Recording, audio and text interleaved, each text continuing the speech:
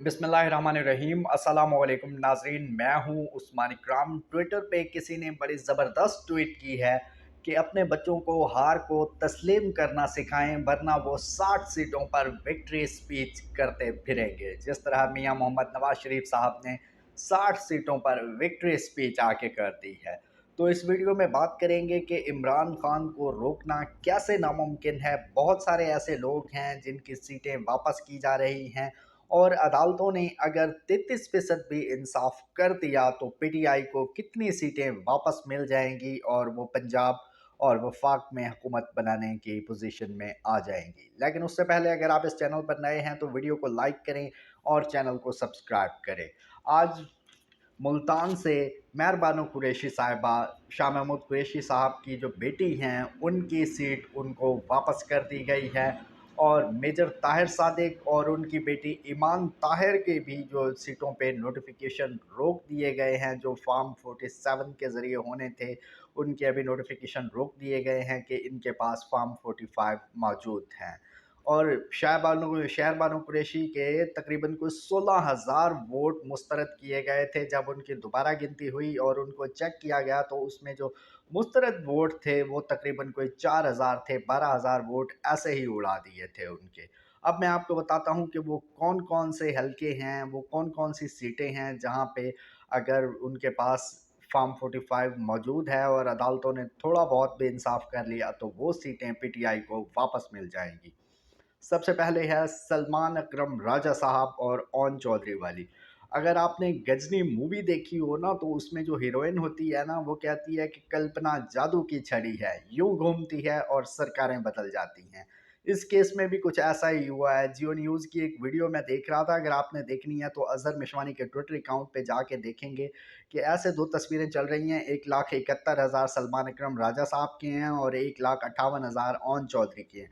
फिर यूं तस्वीर घूमती है, ओन चौधरी वाली जगह पे सलमान अकरम राजा साहब आ जाते हैं और सलमान अकरम राजा साहब वाली जगह पे ओन चौधरी हो जाता है। वही फिल्म वाला सीन होता है कि यूं घूमती है और एक की जीत हार में बदल जाती है और हारने वाले की हार जीत में बदल जाती है। एक ये, दूसरी रेहाना इम्तियाज़ डार साहिबा।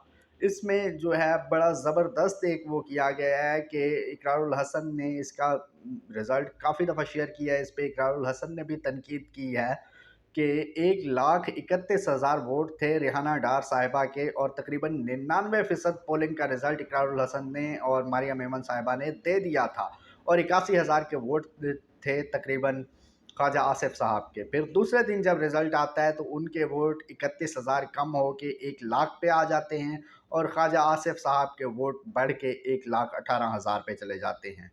तो रेहाना इम्तियाज़ डार साहिबा के मुताबिक उनके पास फॉर्म 45 मौजूद हैं और उनकी ये सीट भी वापस आ जाएगी। और ख्वाजा साद रफ़ीक साहब के लिए मेरा एक मशवरा है कि उन्होंने बहुत जल्दी कर दी ट्वीट करने में। अगर वो थोड़ी देर करते तो शायद उन्हें भी जितवा दिया जाता।